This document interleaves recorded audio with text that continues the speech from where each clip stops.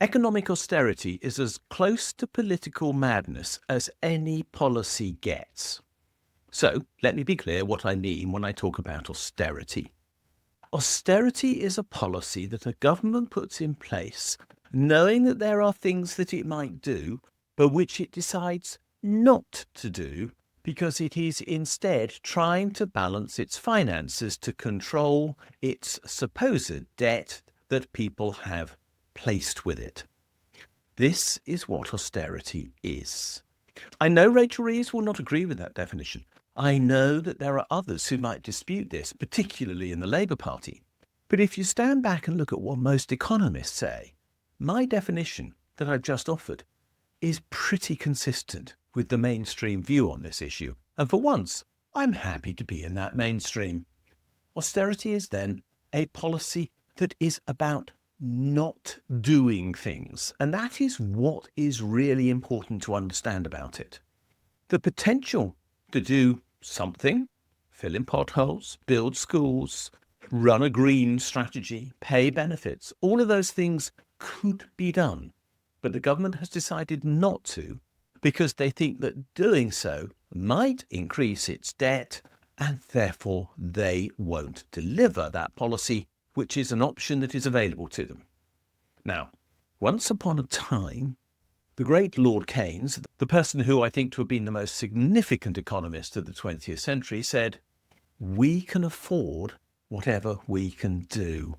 And I believe he was right. He said that in 1942, in the middle of the Second World War, and he said it for very good reason because he knew that we could defeat fascism. We had the capability to do it, and therefore we would eventually be able to afford to do it.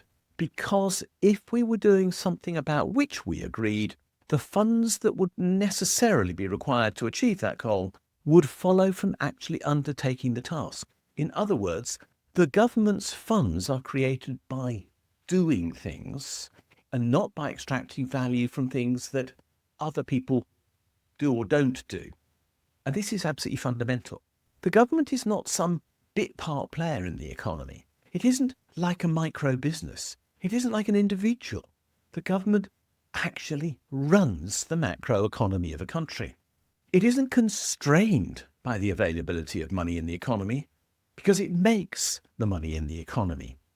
It isn't constrained by its inability to command resources in the economy because if it decides to do so, it can buy any resources that it wishes within the economy, provided, of course, they are available. In other words, it can't hire 1 million bricklayers if there are only 500,000 bricklayers in the country, but it could decide to train the other 500,000 bricklayers it wants if it can provide the necessary incentives for people to go on those courses and then pay them sufficient money to persuade them that's a good idea. In other words, the government can change everything if it so wishes. That's its unique role. And yet, the whole policy of austerity is run around the idea that it is constrained by debt. So let's be clear what debt is. Government debt is sums that people have placed on deposit with the government because they want somewhere safe and secure to put their money because nobody else can guarantee to repay a sum as big as 2.7, nearly 2.8 trillion pounds, which is the supposed value of national debt outstanding at the present point in time, although in reality it's only just over 2 trillion pounds because over 700 billion pounds of that 2.8 trillion pounds is actually owned by the Bank of England. But the point is, the government can guarantee it will always be able to repay that money and no bank can, and therefore people save with the government. That's all the national debt is. And if people don't want to save with the government, so be it. The government can still create the money it wants. It can borrow it from the Bank of England and pay them interest on the sum as well, if it so wishes. But remember, they own the Bank of England and therefore the cost is absolutely net neutral. And this has happened many, many times in our past, most recently until 2006. So there's nothing very radical about what I've just said either. So the point is, why do we need a policy of austerity which is actually consciously denying us the opportunity to do things because some savers may not, and I stress the words may not, wish to give their money to the government when historically, whenever the UK government has, over a period of 330 years, offered its bonds or savings products to the economy, they have always bought them. It's very hard to work out why anyone would believe that this is a sane economic policy. The government has never failed to sell its bonds. There are things to do. We know they're undone, and we know the resources to do them exist in the economy. And yet, because of a microeconomic perspective of what is going on, with the government believing it is just like anyone else in the economy and constrained by such things as the availability of money, which it actually makes, it will not do what is possible. Why would a politician want to do this? That's very hard to explain. The only possible reason is they actually believe it is necessary. And in the case of Rachel Reeves, I'm sure that is true.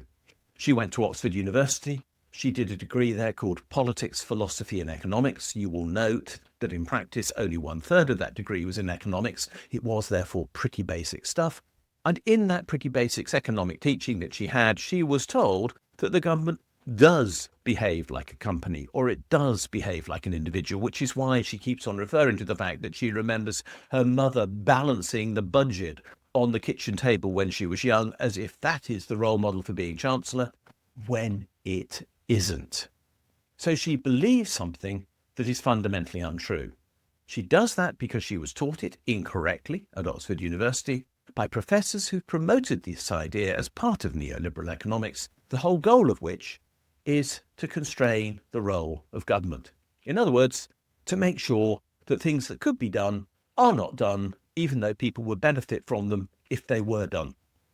That is what neoliberal economics is about.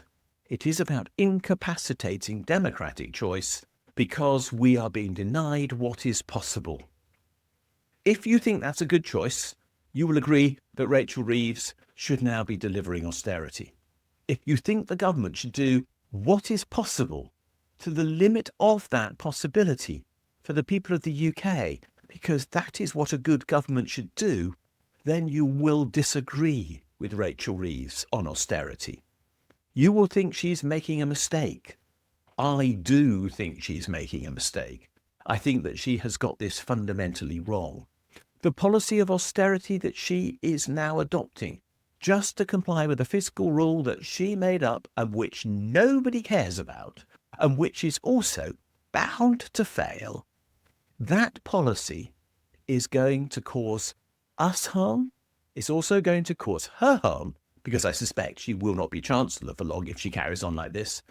And it will cause the Labour Party harm, because I can't see how they can be re-elected if they continue in this way. As I said at the beginning of this video, there are very few policies that are harder to understand in politics than austerity. But that's what Rachel Reeves is doing. And as a consequence, she is setting out to fail.